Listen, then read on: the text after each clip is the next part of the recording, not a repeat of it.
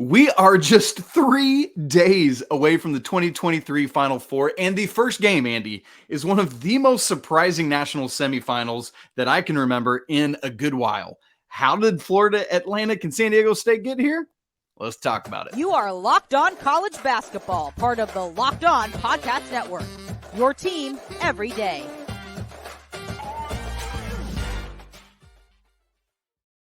Hey there, welcome into the Locked On College Basketball Podcast, the only daily national college hoop show out there. We are your hosts. He's Andy Patton. I'm Isaac Shade, and we are so glad to be with you here on Wednesday of Final Four week. Andy, cannot believe we are coming down the home stretch, talking about these teams so much. Here's what we're going to do with the next couple days of shows. Let's just line it out for you here.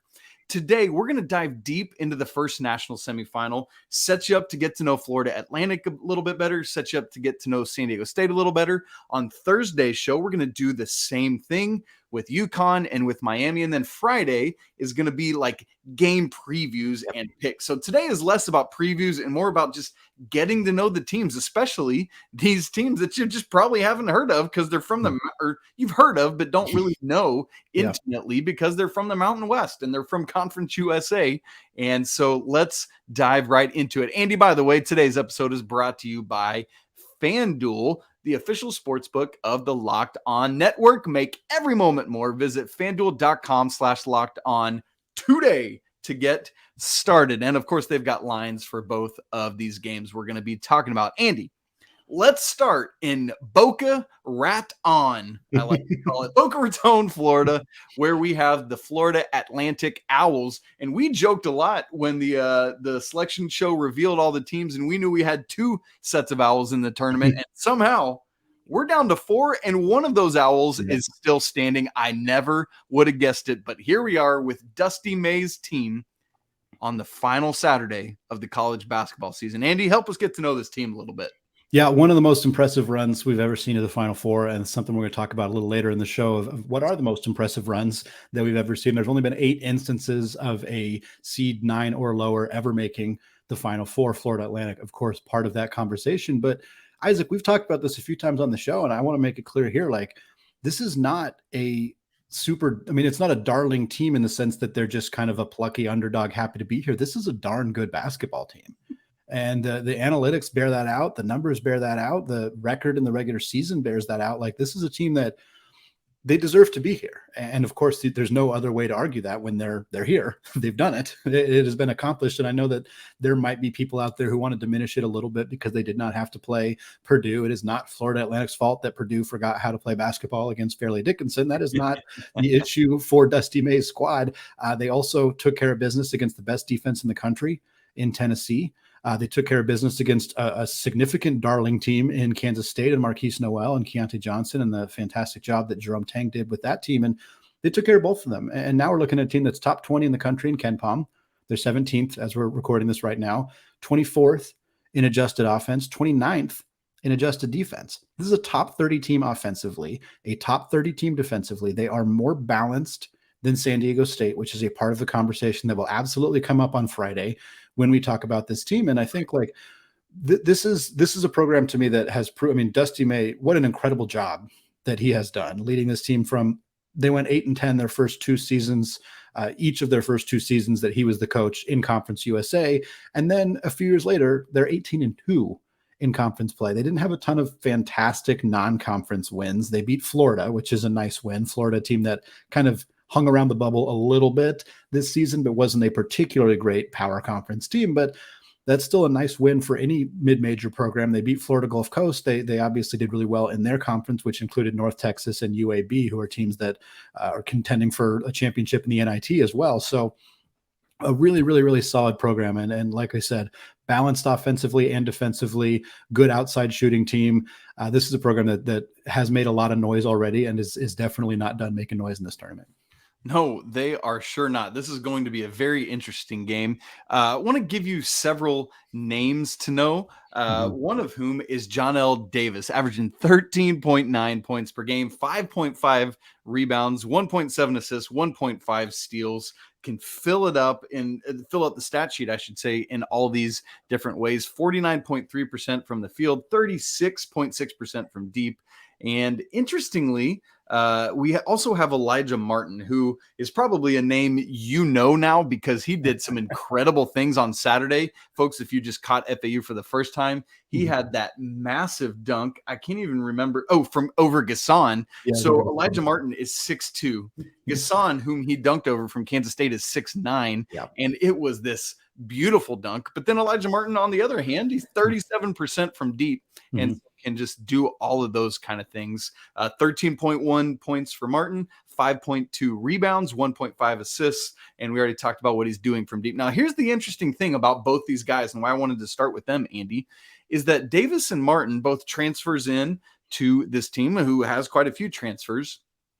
They, along with a trio of three other guys, started the first 4 games of the year for Florida Atlantic, and then they went through a stretch where Dusty May had another starting lineup for the majority of the season, but he's gone back to that lineup for the last 9 games, including, of course, the CUSA tournament and the first 4 games here of the NCAA tournament.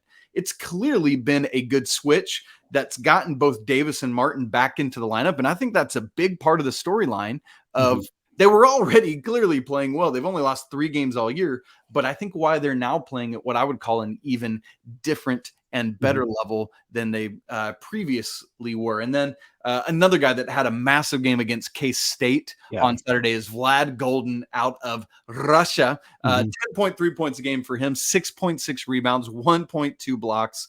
This dude is very efficient on from the field, 62.7%, although he's one of the, you always hate this with big guys, kind of the hack shack thing where he's only shooting 60% from the free throw line. But really interesting stuff there. Love to see a coach going back to the Davis and Martin thing, who's willing to say, you know what, I think we have something better that we could go with, and being willing to make an adjustment. It's clearly paid off for him. Without a doubt. And I think, like, looking at Florida Atlantic, just kind of from a team perspective, some of the numbers that I think are going to be incredibly significant when looking at this matchup against San Diego State, which, like we said, we'll dig into a little bit more of the specifics, team versus team on Friday. But as a team, Florida Atlantic's 37.2% from deep. They're top 20 in the country in attempts and makes. This is a team that shoots a lot of threes, and they make a lot of threes. Again, we'll get to the San Diego State part of it in a bit. San Diego State is one of the best teams in the entire country at preventing teams from making threes. So that is going to be the biggest part of this battle coming up on Saturday. But we're also talking about a Florida Atlantic team that's 54.5% from twos. That's 37th in the country. So they're not just an efficient outside shooting team. They're efficient around the rim. They're efficient from deep. They're top 20 in the country in rebounds per game. So when they are missing shots, they're collecting the rebounds, although they are a much better defensive rebounding team than they are an offensive rebounding team, probably because they make all their dang shots. So they don't have to get as many offensive rebounds. I think one area that is perhaps concerning for Florida Atlantic, or at least could come into play, is they don't take a lot of free throws. They're not horrible from the free throw line. They're about average in terms of all the Division I teams at the free throw line, but they don't get to the line all that often. They don't draw a lot of contact, and we'll see how that kind of bears out against a pretty physical team in San Diego State. Does that mean that Florida Atlantic will get more free throw attempts? Will they be prepared for it? There's some kind of some narrative storylines there that I think will be interesting to see how they shake out. Well, and Andy, I think part of that, it goes hand in hand with how many 3-point attempts they have. When you're not getting to the rim, you're not going to take as many free throws. One thing I do want to note that'll be true of both of these teams is the bench usage. Yes. Both of these teams use their bench a ton. In fact, both teams are top 30 in the nation in terms of bench minutes played. And Florida Atlantic themselves is 15th in the nation with 38.6% of their minutes coming from the bench. So that depth and how it is used and tested will certainly be something to watch for. Isaac, now is time to discuss the Aztec, a team that, like we said, defends the three-point line better than almost anybody in the country. How is that going to impact Saturday's contest? We'll talk about that and meet this entire Aztecs team coming up after a word from today's sponsor, FanDuel. The NCAA tournament is just about over, so now is the perfect time to download FanDuel, America's #1 sportsbook, because new customers get a no-sweat first bet of up to $1,000. That is bonus bets back if your first bet doesn't win. Just download the FanDuel Sportsbook app. It is safe, secure, and super easy to use. then you can bet on everything from the money line to point scores and threes drained. Of course, make sure to check out the lines on Saturday's matchups ahead of time after we give you all of the previews we can about these two games. Plus, FanDuel will even let you combine your bets for a chance at a bigger payout with a same game parlay. So don't miss the chance to get your no sweat first bet up to $1,000 in bonus bets when you go to FanDuel.com/lockedon. That is FanDuel.com/lockedon to learn more. Make every moment more with FanDuel, an official sports betting partner of the NBA. All right, Isaac. Aztecs, San Diego State, Brian Dutcher, one of the most successful coaches from a winning percentage perspective in the last 6 years. He has won 76.5% of the games that he has coached in the last 6 years. And I know the Mountain West is not a Power Six conference, but as I've said before, it's a pretty darn good basketball conference, and they had a lot of issues breaking through in the NCAA tournament. So many times we'd see 3 or 4 teams make the big dance, and all of them would lose early. And there was some serious concern that was going to happen again this year, especially when Nevada got blitzed badly by Arizona State in a play-in game. We saw Boise State fall in their first game. We saw Utah State fall in their first game. And then San Diego State, a team many projected, including myself, I have not been shy about admitting this, who thought they would lose to Charleston in that first round game, another 30-win mid-major program similar to Florida Atlantic. San Diego State took care of business there. Got to play Furman instead of Virginia in the second round. No disrespect. No disrespect, but it definitely made it so that the path, at least at first for San Diego State, didn't look super impressive right away. And then they beat Alabama.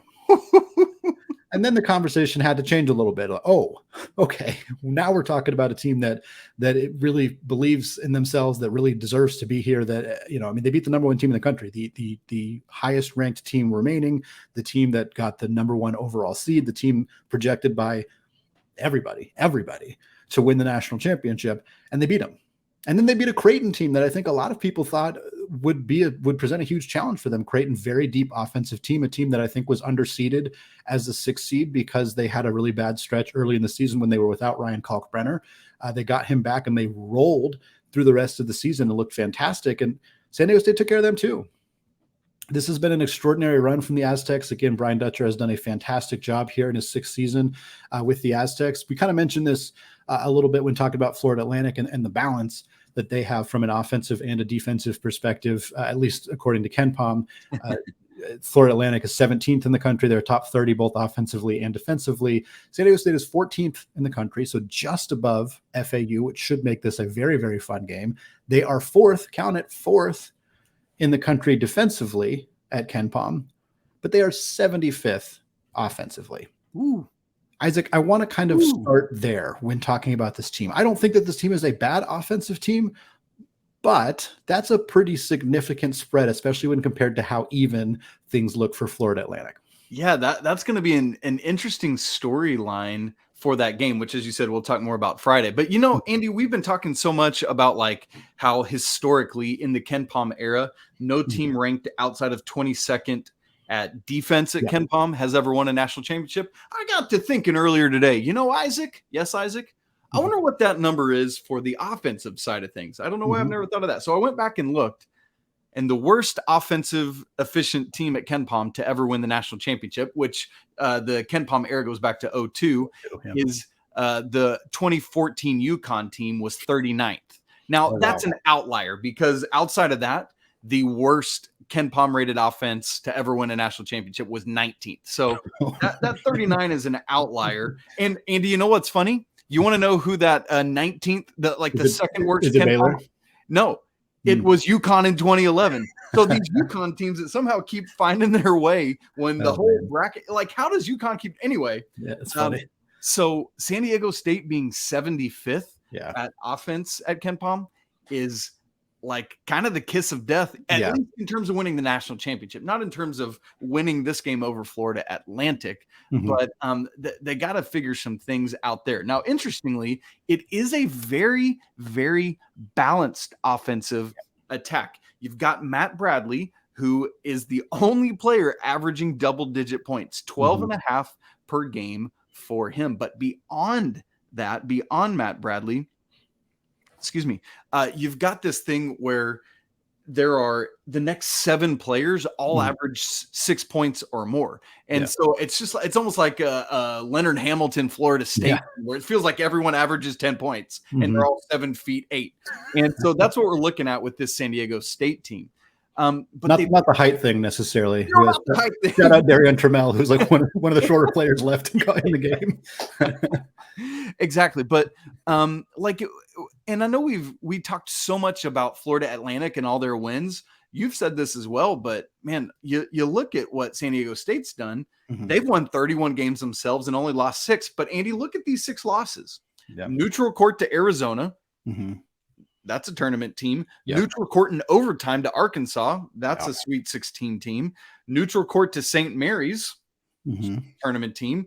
Home to New Mexico. That was a bubble team. That's the one. Away to Nevada. That's a tournament team. And then away to Boise State, who was a tournament team. So they're like, that's the thing. Even though Florida Atlantic only has 3 losses, 2 of those 3 losses are worse than any loss San Diego State has. San Diego State, their worst loss is New Mexico, who's ranked 66th at Ken Palm. And so, let's not just look at FAU and say, oh boy, they're the team that wins all. No, man, what San Diego State is doing is really impressive. And a lot of that, Andy, I would point to their consistency. Let me give you this, and then I'll turn it back over to you. Their most common starting lineup this year has been Matt Bradley, along with Lamont Butler, who was the pickpocket. Watch your coins when he's coming by. Kashad Johnson, and then Nathan Mensah, who's the rim protection. And then you bring in the transfer Darian Trammell. Excuse me. Interestingly, aside from Trammell, those other 4 guys I mentioned all started together last season as well. Now, we've seen with North Carolina that is not necessarily a recipe for success year to year, but it has been for San Diego State, and part of why I think they've been so consistent all year long. Yeah, they're the 21st most experienced team in the country. They played the 19th toughest strength of schedule, So we're talking about a team that has a lot of experience and challenged themselves throughout the regular season.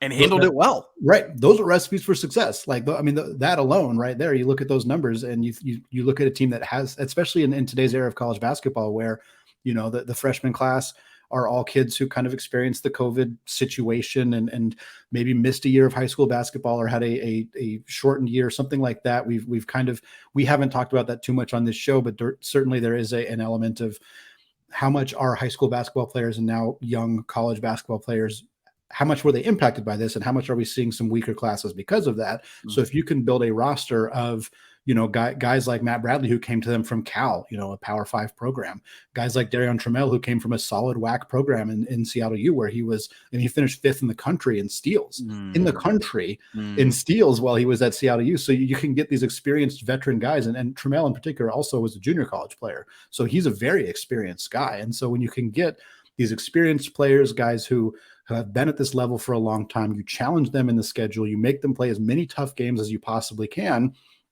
It's not a surprise to see a team come into a tournament like that and think, look, we don't care about the Mountain West reputation. We don't care that this is a team that has struggled to do this. We know we should have done this in 2020. We're getting an opportunity to do it here in 2023, and we're going to take full advantage. And they're still here. They're still here. They are. It's going to be a very interesting game on Saturday. I know it's the less heralded of the two, but it's the closer line. I think it's a 1.5 point spread right now as of this recording. And Andy, this is for a different conversation for a different day, but I love that point you just made about how COVID affected so many of today's players. Yeah. And I wonder if that's why we see so many misrecruited players, either too high or too low. Sure. And obviously the transfer portal helps the shuffling around of those players, but I think there's more to that than I have ever thought about. So thank you for that.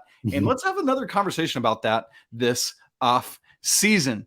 Andy, speaking of great stuff from you, you recently wrote for Locked On. By the way, if you don't know, folks, Locked On has some great articles. Our very own Andy Patton is one of the people writing those. Recently wrote about the most surprising Final Four runs we've ever had, obviously because of what Florida Atlantic has done as a 9 seed, albeit a criminally underseeded 9 seed. So what we want to do is unpack where this Florida Atlantic run falls historically in terms of surprising Final Four runs. What do you think? What do we think? Let's talk about it in just a second.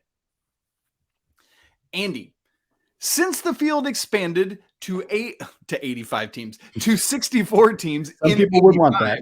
Don't tell Greg Please Sankey. do not ever expand. Oh my goodness. 68's already too many. Bring it back to 64. We have had five. What we want to look at is teams seeded 9th or worse that have made the Final Four. So we have had 5 11 seeds make it, 1 10 seed, and now, thanks to Florida Atlantic, 2 separate 9 seeds. And so, Andy, I know you looked in depth at all 8 of these runs, looked at what made them special. Could we see it coming? Could we not see it coming? We've had some mid-majors. We've had some power conference schools. As you look at it, I know you've started here with the 11 seeds. And let me also say this before I pass the baton. The field expanded in 85. We got LSU in 1986 as an 11 seed. After that, the next time it happened was, interestingly enough, who?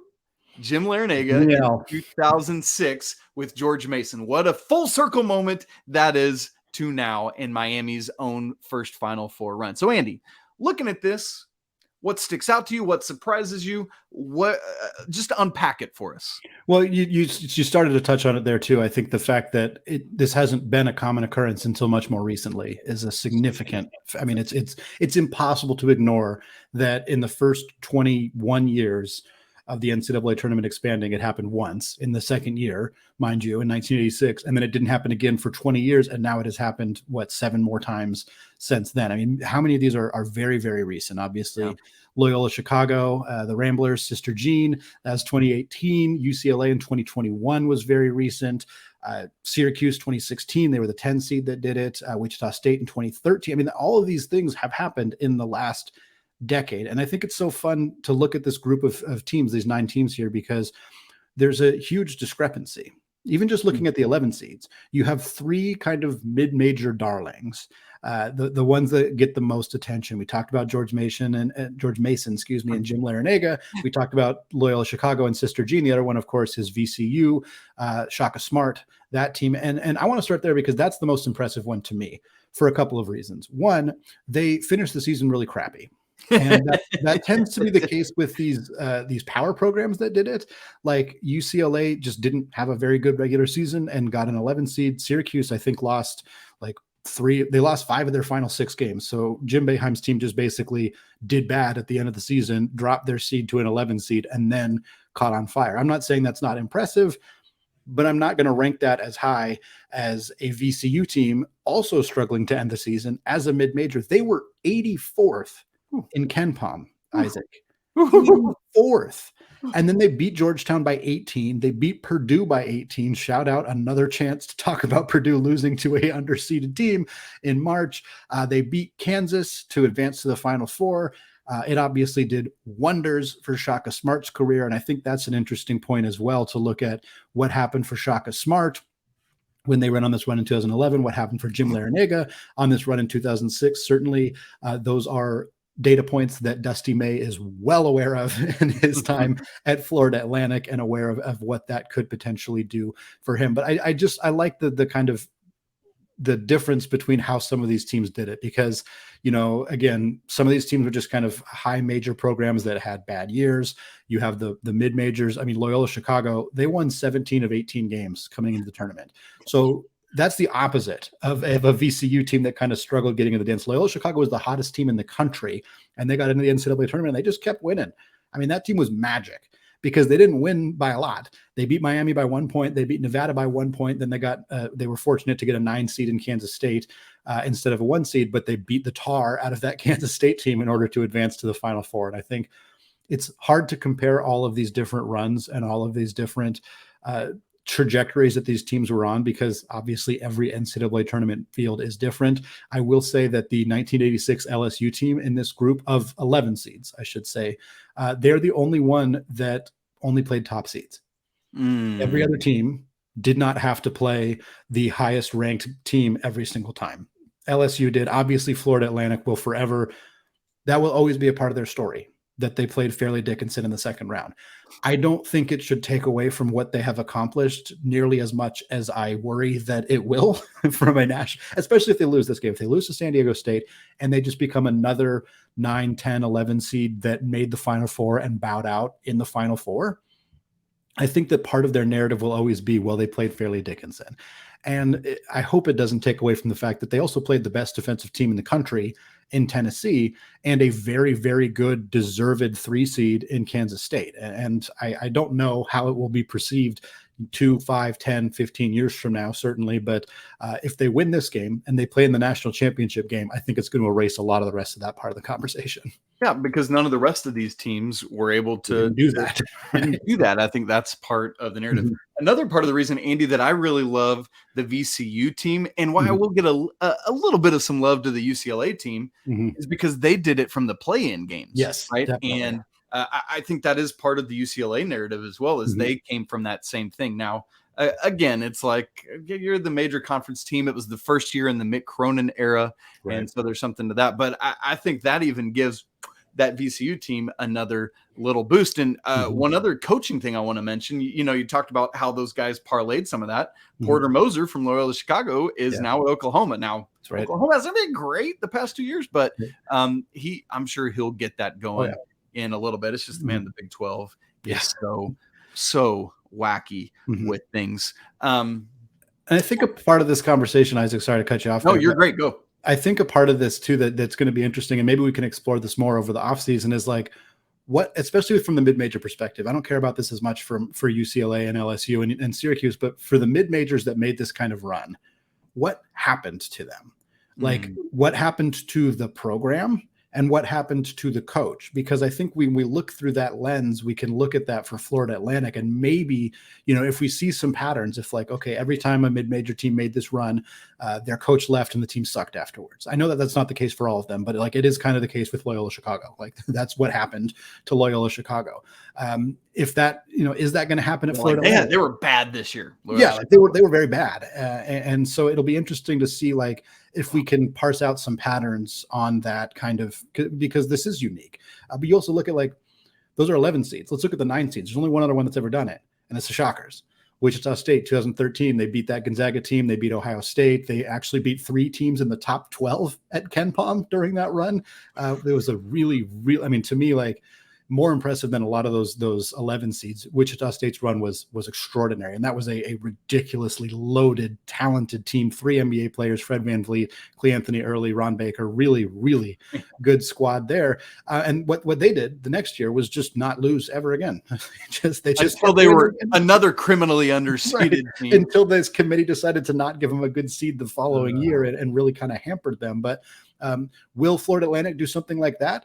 It is really easy for me to project Florida Atlantic next year to lose 5 or less games, 3 or less games, because they did it this year. And, I haven't, obviously the portal changes things. How many of these players will move on to Power 5 programs, something that wasn't really as readily available at Wichita State? That'll be interesting. It'll be kind of unfortunate, quite honestly, if that is what ends up happening, and a lot of players leave FAU and go somewhere else and kind of leave Dusty May having to pick up the pieces. He's still going to be fine.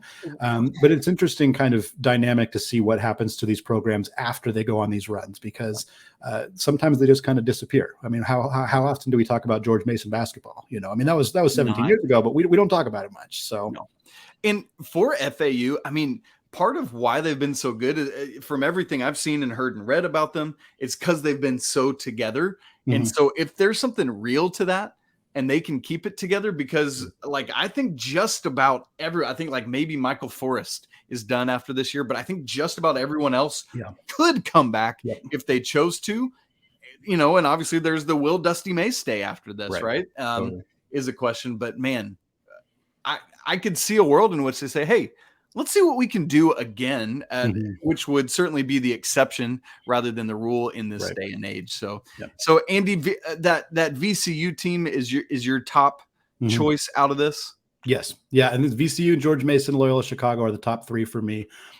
I Florida Atlantic they're somewhere in that conversation, 5-6 range. I'm not going to pretend I know enough about that 1986 LSU team to accurately place them anywhere in this conversation. But again, not having to play a 1 seed definitely changes the conversation for FAU, but they're a top 5 or 6 all-time run to the Final Four, in my opinion. I would agree with that. And like you said, I think it is important that we don't know for sure that this run is over yet, right? Exactly. Like if they're the lone team from this list to make the national championship game, it's a whole different conversation. Well, Isaac, we are going to talk about Miami and UConn on Thursday's show. Very, very excited to get a chance to preview those two teams and kind of look at what that matchup might look like. Of course, we'll come back on Friday, give you all of our previews, all of our predictions ahead of the final 3 games of the college basketball season. Sad it's over. Happy we got 3 more to watch. I know you're looking forward to it as well, Isaac. For those of you out there listening to the show, you can find us wherever you get podcasts. You can find us on YouTube. Go hit that subscribe button. We're very close to 700 subscribers right now. So anything you can do to help us out would be much appreciated. You can leave us a review on iTunes. You can follow us on Twitter. All of that great stuff. Again, we got more fantastic content coming your way the next couple of days. And even after the season, we're going to keep coming at you every single day going into the offseason, transfer portal, all of that fantastic stuff to keep you updated. For now, though, peace out.